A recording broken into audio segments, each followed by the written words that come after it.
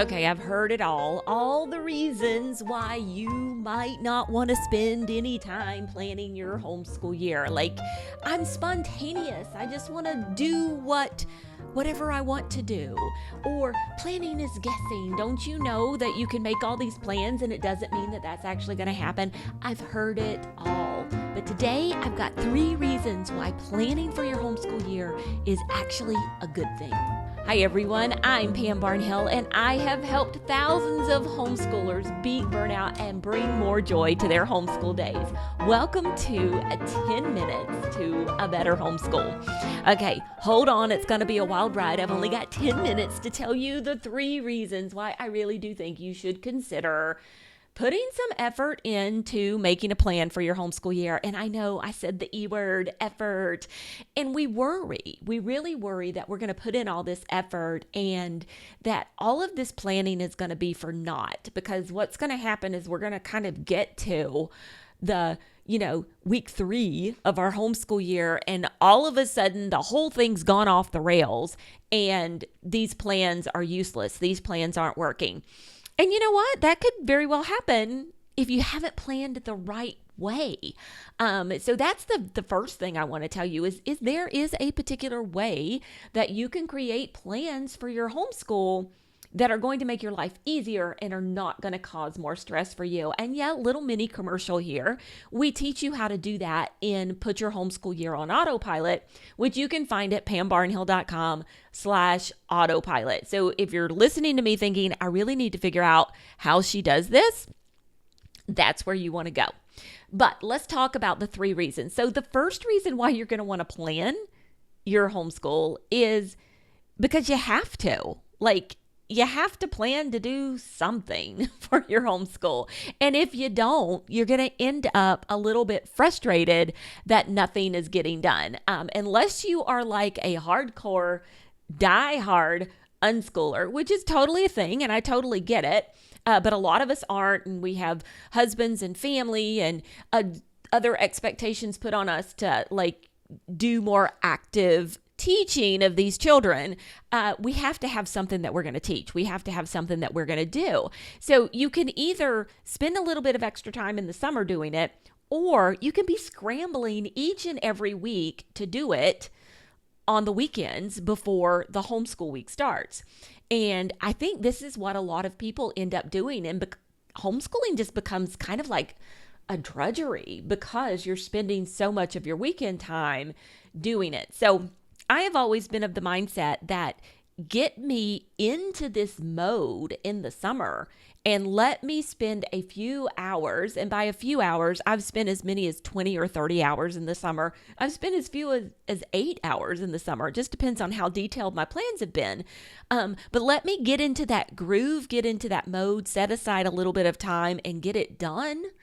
And this is what I'm focusing on. It's kind of like cleaning out the garage or cleaning out the closet. It's like you start it and you try to get it finished, and then you can just check it off the list so you don't have the stuff laying around forever and ever and ever. So it's very much that kind of process. So you don't want to spend your time doing this on the weekend.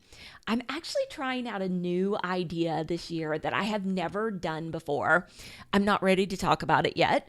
This is something I'm trying with my kids. I'm going to do it for a while and see if it actually works or if it was womp womp, a really bad idea. But I told a friend about it. I sent her a Voxer message today and said, this is what I'm going to do. And she says, oh, that sounds fabulous, but you are going to spend so much time during the year scrambling to get this done every week. And I'm like, no, I'm not. I'm going to do it now in the summertime. And quite frankly, I've gotten about half of it done in the past 2 days. So get it done in the summer.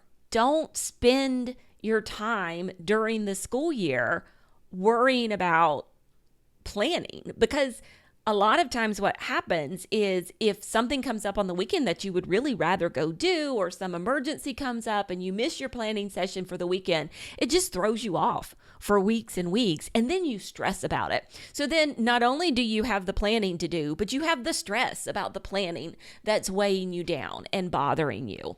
And so really taking the time in the summer, getting into the clean out the closet mode, getting it all done, I really think is a good thing to do. And then you're just not going to have to worry about it. So that's reason number one.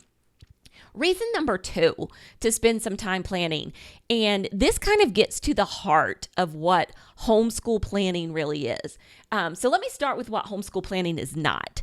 Homeschool planning is not you deciding right now in June that on the 23rd of September at 9 a.m., I'm going to be doing this lesson in math or science or history. That is not what homeschool planning is. You could do it that way, but that is definitely not going to work because something is going to happen to throw off that schedule and you're just going to get really, really frustrated. What homeschool planning is about, good homeschool planning, is eliminating as much decision fatigue as possible. Because when you get in the heat of the moment, when you get in the heat of doing homeschooling with your kids, you have to constantly make decisions. I think the average human makes like 30,000 decisions a day, unless you're a mom, and then you've got to make like your 30,000 and then another 20 for each one of your children because goodness knows they're not making all of them. And so you end up with this exponential amount of decision making that you're doing every day. And decision fatigue is real. It's the mental issues, it's the mental weight that really, really just weighs us down when it comes to homeschooling. And so what you want to do in creating a homeschool plan is eliminate as much decision fatigue as possible.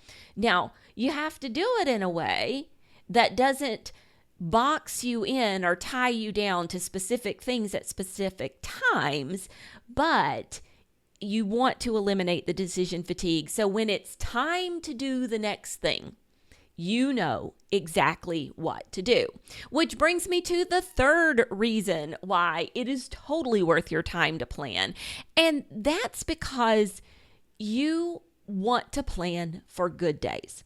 So often we get really, really wrapped up about like, oh, I can't plan. Like, bad things happen all the time. Like, the washing machine breaks, or I have to take the toddler to the pediatrician, or, my kid drags his feet and takes forever on the math lesson. And so we didn't get to all of it this week.